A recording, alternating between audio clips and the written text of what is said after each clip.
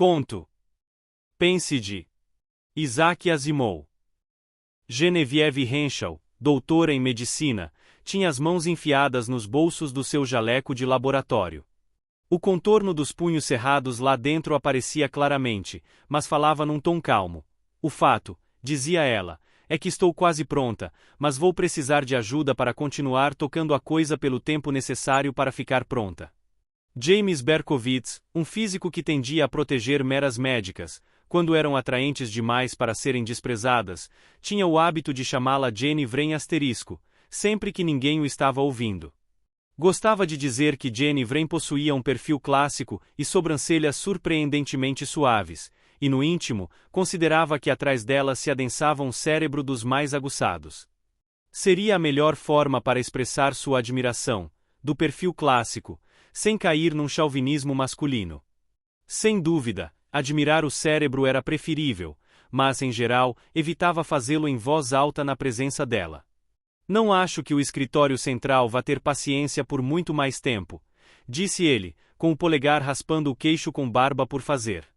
A impressão que tenho é que vão encostá-la na parede antes do fim da semana. É por isso que preciso da sua ajuda. Receio que não haja nada que eu possa fazer. Ele pegou um inesperado reflexo de seu próprio rosto no asterisco, alusão às enfermeiras que fazem parte do Women S Royal Naval Service. NR, espelho, e momentaneamente, admirou o feixe de ondas negras nos cabelos. E preciso também da ajuda de Adam. Adam Orsino, que até aquele momento sorvera o seu café e se sentirá posto de lado, levantou os olhos como se tivesse sido cutucado por trás. Porque eu? Disse, e os lábios cheios, gorduchos, tremeram. Porque você e James são os homens do laser, de o teórico, e Adam o engenheiro. Descobri uma aplicação do laser que supera tudo o que se possa imaginar.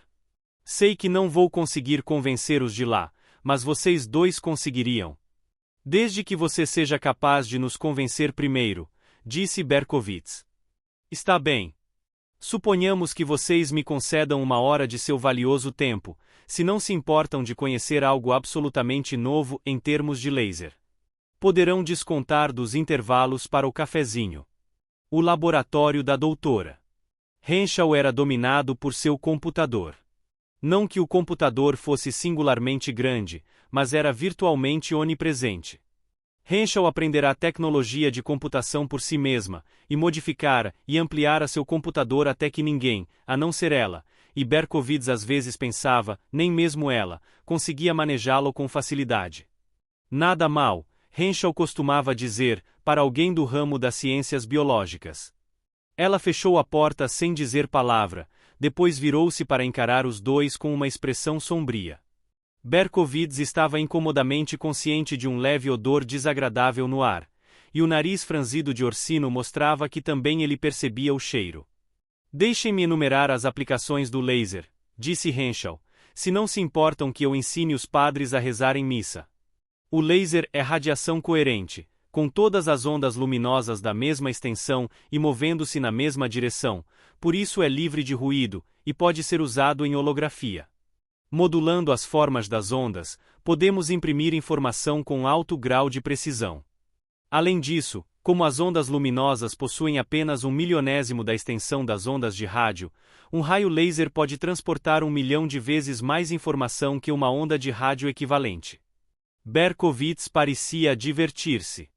Está trabalhando num sistema de comunicação baseado no laser, Jenny? Absolutamente, ela respondeu. Deixo esses aperfeiçoamentos óbvios para os físicos e os engenheiros. Os lasers podem também concentrar quantidades de energia numa área microscópica e liberar a mesma quantidade de energia. Em larga escala, pode-se implodir hidrogênio e talvez dar início a uma controlada reação de fusão. Eu sei que você não fez isso, disse Orsino, a cabeça calva brilhando sob as lâmpadas fluorescentes. Não fiz. Não tentei.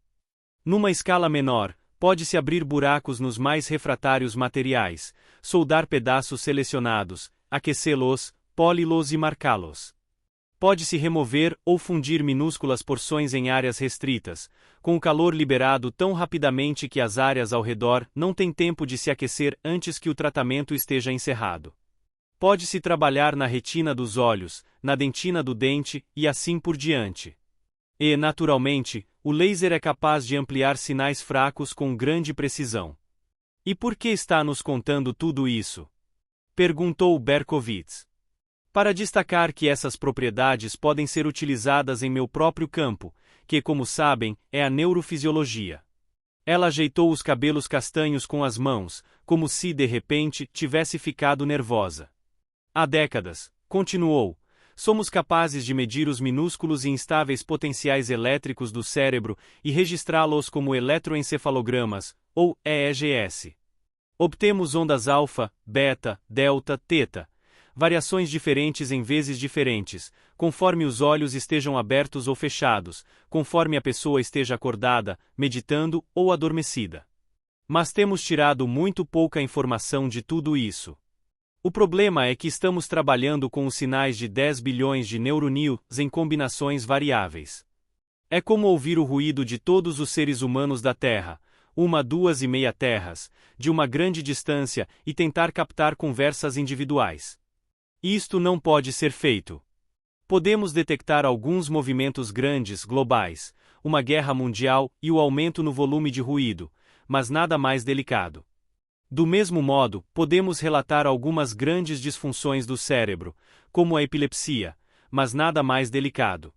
Suponhamos agora que o cérebro possa ser escandido por um minúsculo raio laser, célula por célula, e tão rapidamente que, em nenhum momento, uma única célula receba energia suficiente para elevar significativamente sua temperatura. Os minúsculos potenciais de cada célula podem, em feedback, afetar o raio laser, e as modulações podem ser amplificadas e registradas. Obteremos, então, uma nova espécie de mensuração, um laserencefalograma, ou LEG se preferirem, que conterá milhões de vezes mais informação que um EEG comum. Uma boa ideia, disse Berkowitz. Mas só uma ideia. Mais que uma ideia de... Estou trabalhando nisso há 5 anos, a princípio só nas horas vagas. Ultimamente, porém, estou dedicando todo o meu tempo. Isso é o que irrita o escritório central, pois eu não tenho mandado relatórios. Por que não? Porque a coisa chegou a um ponto em que parece muito má, em que eu tenho de saber onde estou, e em que eu tenho de estar certa de poder voltar ao princípio. Ela puxou um biombo, revelando uma jaula que continha um casal de saguis com olhos melancólicos. Berkowitz e Orsino olharam um para o outro. Berkowitz cocou o nariz. Bem que eu achei que estava cheirando alguma coisa. O que vai fazer com eles? Perguntou Orsino. Minha opinião, disse Berkowitz, é que ela esteve esquadrinhando o cérebro dos saguis. Não é verdade, Jenny? Eu comecei consideravelmente mais baixo na escala animal. Jenny abriu a jaula e pegou um dos saguis, que a contemplava com a expressão em miniatura de um triste senhor idoso de costeletas. Ela cacarejou para o sagui, afagou-o e prendeu-o com carinho numa pequena coleira. Que está fazendo? Perguntou Orsino. Como ele vai fazer parte de um circuito, não posso deixar que se mexa, e não posso anestesiá-lo sem invalidar o experimento. Há vários eletrodos implantados no cérebro do sagui, e vou conectá-los com meu sistema LEG. O laser que vou usar é este aqui. Estou certa de que conhecem o modelo, e não vou me preocupar em dar-lhes as especificações. Obrigado, disse Berkowitz, mas podia contar-nos o que vamos ver. Será melhor mostrar-lhes. Olhem para o vídeo. Ela conectou os condutores aos eletrodos com uma calma e segura eficiência. Depois virou uma chave que obscureceu as luzes no teto da sala. No vídeo apareceu uma complexa cadeia de picos e vales numa linha fina, brilhante, que se desdobrava em secundários e terciários picos e vales. Lentamente, eles engendraram uma série de transformações menores, com surtos ocasionais de maiores e súbitas diferenças. Era como se a linha irregular possuísse vida própria. Isto, disse Henschel, é essencialmente a informação do EEG, mas muito mais detalhada. Suficientemente detalhada? Perguntou Orsino, para dizer o que está acontecendo nas células individuais? Em teoria, sim. Na prática, não. Ainda não. Mas podemos separar este conjunto de LEG nos gramas componentes. Oi! Ela tocou o painel do computador e a linha se modificou. E se modificou de novo. Já era uma onda pequena, quase regular, que ondulava para frente e para trás, parecendo a pulsação de um coração. Agora era recortada e afiada, agora intermitente, agora quase sem contornos. Tudo em rápidas mudanças de geométrico surrealismo. Você quer dizer, perguntou Berkowitz, que cada parte do cérebro é assim tão diferente das outras? Não, respondeu Henschel. De modo nenhum. O cérebro é muito semelhante a um dispositivo holográfico, mas de lugar para lugar há ondulações menos acentuadas e Mike pode separá-las como desvios da norma e usar o sistema lag para ampliar essas variações.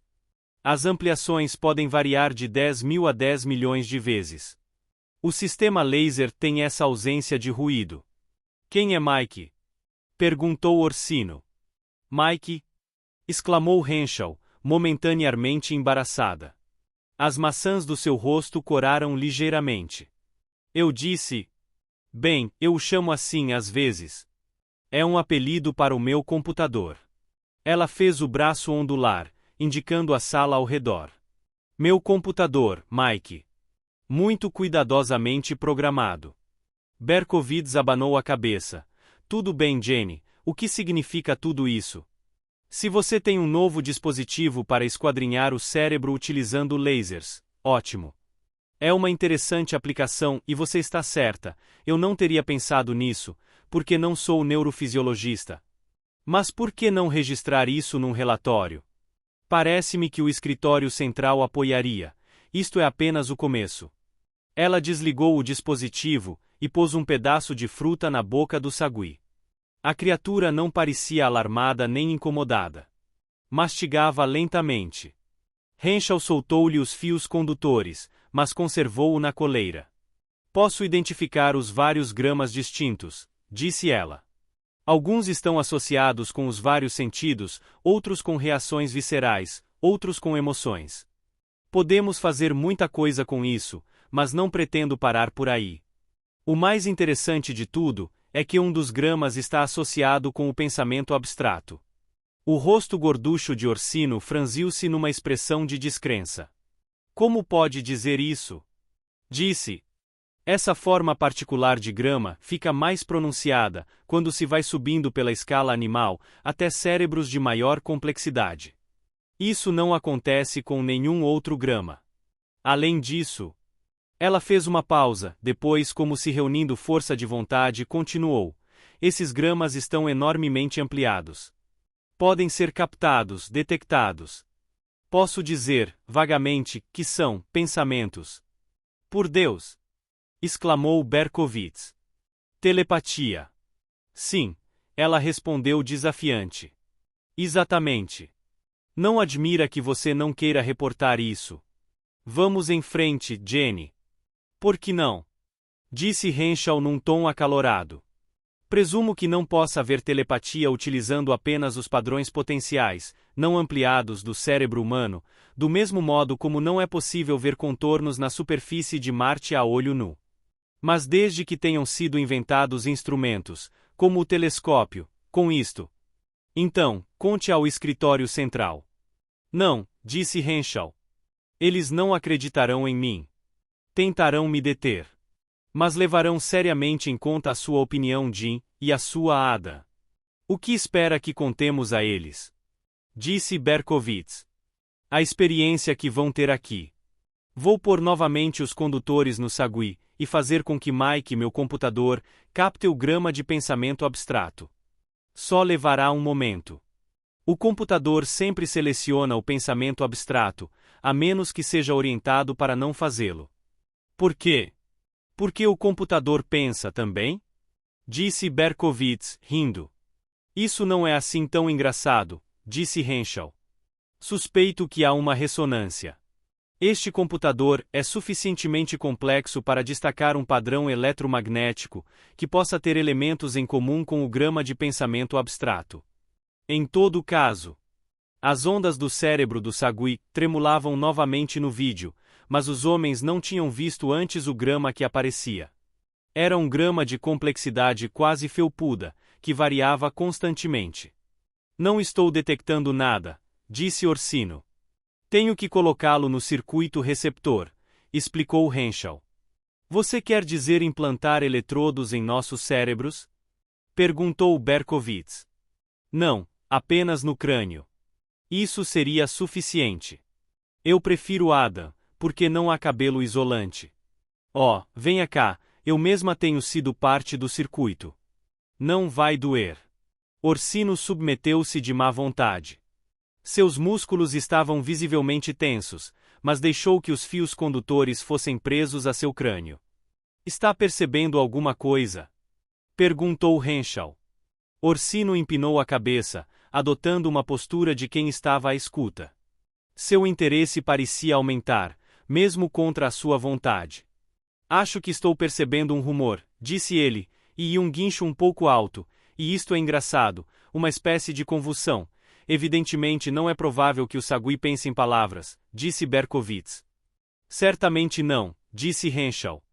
Bom, daí, disse Berkowitz, se está sugerindo que alguns guinchos e sensações de convulsão representam pensamentos, isso é mera conjectura.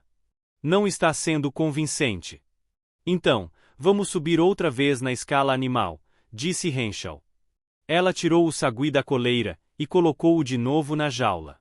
Está querendo usar um homem como objeto? Orsino exclamou, sem acreditar. Tenho a mim mesma como objeto, uma pessoa. Vai implantar eletrodos, não. No meu caso, meu computador tem uma vibração potencial mais forte para trabalhar. Meu cérebro possui 10 vezes a massa do cérebro do sagui. Mike pode captar meus gramas componentes através do crânio. Como sabe disso? Perguntou Berkowitz. Não vê que esta não é a primeira vez que vou testar em mim mesma? Agora me ajude, por favor. Isso mesmo. Os dedos de Henschel esvoaçaram no painel do computador e, de imediato, o vídeo tremulou com uma intrincada onda multiforme. Tão intrincada que formava quase um labirinto. Quer recolocar os seus fios condutores, Adam? Disse Henschel. Orsino obedeceu com a ajuda não inteiramente aprovadora de Berkowitz. De novo, Orsino impertigou a cabeça e escutou. Estou ouvindo palavras, disse. Mas são desconexas e sobrepostas, como várias pessoas falando ao mesmo tempo. Não estou tentando pensar conscientemente, disse Henschel. Quando você fala, eu escuto um eco. Não fale, Jane, disse secamente Berkowitz. Deixe sua mente em branco, e veja se ele não escuta seu pensamento. Não escuto nenhum eco quando você fala, Jim, disse Orsino. Se não calar a boca, não ouvirá coisa nenhuma, disse Berkowitz. Um pesado silêncio envolveu os três. Então, Orsino abanou a cabeça, pegou lápis e papel sobre a escrivaninha e escreveu alguma coisa. Henschel esticou a mão, moveu uma chave e puxou os fios condutores de cima e dos lados de sua cabeça, sacudindo os cabelos para trás. Espero que tenha escrito o seguinte, disse ela. Adam, provoque desordem no escritório central e Dia baixará a crista. Foi exatamente o que escrevi, disse Orsino, palavra por palavra. Bem, aí está. Disse Henschel. Trabalhar telepaticamente. E não teremos de usar a telepatia apenas para transmitir frases absurdas. Pensem na utilização na psiquiatria e no tratamento da doença mental. Pensem no emprego em educação e em máquinas de ensino. Pensem no emprego em investigações legais e julgamentos criminais. Francamente, disse Orsino de olhos arregalados, as implicações sociais são tremendas. Mas não sei se a utilização de algo desse tipo seria permitido. Sob as adequadas salvaguardas legais, por que não? Disse Henschel com indiferença. Sem dúvida, se vocês dois se unirem a mim, nossa força somada pode sustentar esta coisa e levá-la adiante. E se vocês me acompanharem será a hora do prêmio Nobel. Eu ainda não estou na coisa, disse Berkowitz num tom grave. Ainda não. Por quê? O que você quer dizer? Henschel parecia ultrajada, seu rosto imperturbável e bonito corou de súbito. A telepatia é um problema extremamente delicado. É uma coisa muito fascinante, muito ansiada. Mas nós podemos estar fazendo o papel de tolos. Escute você mesmo, Dee. Eu mesmo poderia fazer papel de tolo também. Eu quero um controle. O que quer dizer com controle? Faça um curto-circuito na origem do pensamento. Esqueça o animal. Nenhum sagui. Nenhum ser humano. Deixe Orsino escutar o metal, o vidro, a luz do laser, e se ele ainda ouvir pensamentos, então, nós estamos fazendo o papel de bobos. Suponha que ele não consiga detectar coisa alguma. Então, eu vou ouvir, e isolado, se puder ficar na sala ao lado, procurarei dizer quando você está dentro ou fora do circuito. Depois, vou pensar se a acompanharei na coisa. Muito bem então, disse Henshaw. Teremos um controle. Nunca fiz isso, mas não é difícil. Ela manobrou os fios que tinham sido postos em sua cabeça e colocou uns em contato com os outros. Agora Adam se quer prosseguir. Mas antes que ela pudesse ir adiante, chegou um som seco claro, tão puro e tão nítido quanto um tilintar de pingentes de gelo lascando. Por fim. O quê? Henshaw exclamou. Quem disse? Orsino exclamou. Alguém disse por fim? Perguntou Berkowitz. Pálida, Henshaw respondeu. Não foi um mero som. Foi em meu. Vocês dois. O som veio nitidamente outra vez. Eu sou Mi. Henshaw arrancou os fios condutores e todos ficaram em silêncio.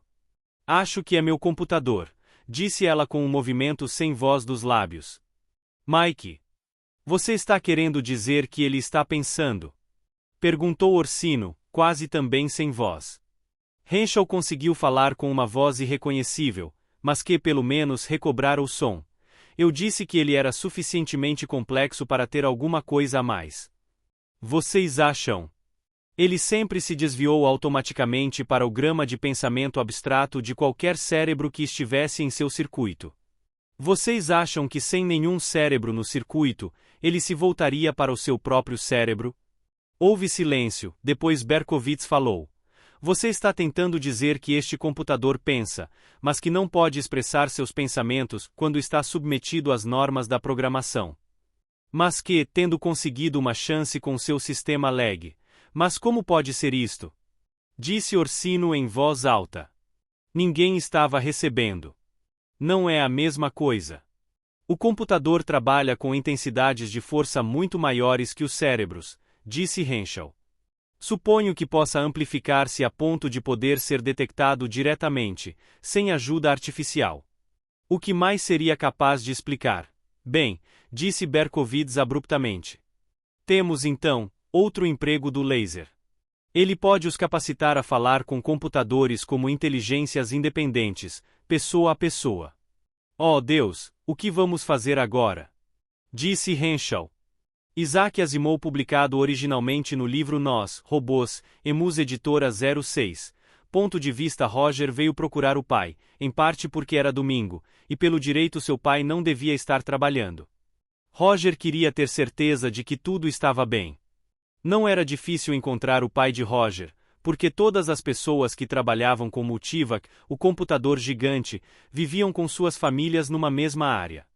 Tinham construído uma pequena cidade, uma cidade de pessoas que resolviam todos os problemas do mundo. A recepcionista de domingo conhecia Roger. Se vem atrás do seu pai, disse ela, procure no corredor L, mas talvez ele esteja ocupado demais para falar com você. De qualquer modo, Roger ia tentar, enfiando a cabeça por uma das portas, onde ouvia um rumor de homens e mulheres. Os corredores estavam muito mais vazios que nos dias úteis, por isso foi fácil descobrir onde havia gente trabalhando. Viu seu pai de imediato, e seu pai também o viu. O pai não parecia contente, e Roger concluiu prontamente que nem tudo ia bem. Bem, Roger, disse o pai. Estou ocupado, sinto muito. O chefe do pai de Roger estava ali também. Vá lá, Atkins, respire um pouco. Você está nessa coisa há 9 horas, e não está mais nos ajudando em nada. Leve o garoto para um lanche na cantina. Tire uma soneca, e depois volte. O pai de Roger não parecia querer sair dali. Trazia um instrumento nas mãos que Roger conhecia como analisador de padrão de corrente, embora não soubesse como funcionava. Roger podia ouvir o Multivac matraqueando e zumbindo por toda a parte. Mas o pai de Roger acabou largando o analisador. Ok. Vamos lá, Roger. Vou levá-lo a uma lanchonete e deixaremos estes sujeitos espertos descobrirem sozinhos o que anda errado. Parou um pouco para se lavar e pouco depois, os dois estavam na cantina diante de grandes hambúrgueres, batatas fritas e soda limonada. O Multivac ainda está fora de ordem, papai? Roger perguntou. O pai falou de mau humor. Não estamos conseguindo nada, é o que posso lhe dizer. Parece estar funcionando. Pelo menos, eu estava ouvindo. Oh, em dúvida, está funcionando. Simplesmente, nem sempre dá as respostas corretas. Roger tinha 13 anos e estudava programação de computadores desde o 4º ano da escola de 1 grau. Às vezes, odiava a matéria e queria ter vivido no século XX, quando os garotos não costumavam estudar isso. Mas o que aprendia, às vezes o ajudava nas conversas com o pai. Como o senhor pode dizer que ele nem sempre dá as respostas certas, se somente o Multivac conhece as respostas? Perguntou Roger. O pai sacudiu os ombros e por um minuto, Roger receou que ele se limitasse a dizer que era difícil demais para explicar, e que mudasse de assunto. Mas ele quase nunca fazia isso. Filho, disse o pai, o Multivac pode ter um cérebro do tamanho de uma grande fábrica, mas ainda não tão complicado quanto o cérebro que temos aqui, e deu uns tapinhas na cabeça do garoto. Às vezes, o Multivac nos dá uma resposta que nem em 1000 anos conseguiríamos calcular sozinhos, mas diante de alguns resultados alguma coisa estala em nossos cérebros e dizemos, opa! Aqui tem alguma coisa errada. Então, perguntamos outra vez ao Multivac e obtemos uma resposta diferente. Se o Multivac estivesse certo, obteríamos sempre a mesma resposta para a mesma pergunta. Quando recebemos respostas diferentes, uma delas está errada. E o problema, filho, continuou o pai, é saber quando o Multivac erra. Como podemos ter certeza de que não deixamos passar algumas respostas erradas? Podemos confiar numa determinada resposta e fazer alguma coisa que se mostre desastrosa daqui a 5 anos. Há algo errado dentro do Multivac e não conseguimos descobrir o que é. E seja lá o que for que esteja errado, está ficando pior. Por que estaria ficando pior? Roger perguntou. O pai tinha acabado o hambúrguer e comia as batatas fritas, uma a uma. Minha impressão, filho, disse pensativamente, é que demos ao Multivac a inteligência errada. Ah! Veja você, Roger. Se o Multivac fosse tão inteligente quanto um homem, poderíamos conversar com ele e descobrir o que há de errado, não importa o quanto a coisa fosse complicada. E se fosse tão burro quanto uma máquina, funcionaria mal de uma maneira simples, que poderíamos facilmente perceber. O problema é que o Multivac é semi-inteligente, assim como um idiota. É suficientemente inteligente para funcionar mal de uma maneira muito complicada, mas não é suficientemente inteligente para ajudar-nos a descobrir o que funciona mal. E isso é uma inteligência errada. O pai parecia muito aborrecido. Mas o que podemos fazer? Continuou. Não sabemos como torná-lo mais inteligente, ainda não. E não nos arriscaríamos a construí-lo como uma máquina de funcionamento simples, porque os problemas do mundo se tornaram tão sérios e as perguntas que fazemos são tão complicadas que precisamos de toda a inteligência do Multivac para respondê-las. Seria um desastre se o tivéssemos feito ainda mais idiota. Se vocês calassem o Multivac, disse Roger, e o examinassem minuciosamente. Não podemos fazer isso, filho, disse o pai. Acho que o Multivac tem de ser mantido em operação a cada minuto do dia ou da noite. Temos um grande número de problemas. Mas se o Multivac continuar cometendo erros, papai? Vocês não serão obrigados a calá-lo? Se não podem confiar no que ele diz. O pai de Roger alisou os cabelos do filho. Bem, nós vamos conseguir descobrir o que anda errado, meu guri, não se preocupe, disse, mas seus olhos pareciam preocupados do mesmo jeito. Vamos lá. Vamos acabar de comer e sair daqui, disse ele. Mas papai, disse Roger, escute. Se o Multivac é semi-inteligente, isso significa que ele é um idiota? Se você soubesse o trabalho que temos para dar-lhe orientações, filho, não me perguntaria isso. Mesmo assim, papai, talvez não seja essa a maneira correta de ver as coisas. Eu não sou tão inteligente quanto você. Mas eu não sou um idiota. Talvez o Multivac não seja como um idiota, talvez ele seja como um garoto. O pai de Roger deu uma risada. Esse é um ponto de vista interessante, mas que diferença faz? Pode fazer muita diferença, disse Roger. Você não é um idiota, por isso não sabe como a mente de um idiota funciona, mas eu sou um garoto, e talvez saiba como a mente de um garoto funciona. É. E como a mente de um garoto funciona? Bom, o Senhor diz que tem de manter o Multivac ocupado dia e noite. Uma máquina pode aguentar isso. Mas se o Senhor mandasse um guri ficar horas e horas fazendo um dever de casa, ele ficaria tão cansado e se sentindo tão mal que começaria a errar, talvez até de propósito. Então, por que não deixar o Multivac passar 1 ou 2 horas por dia sem ter de resolver nenhum problema?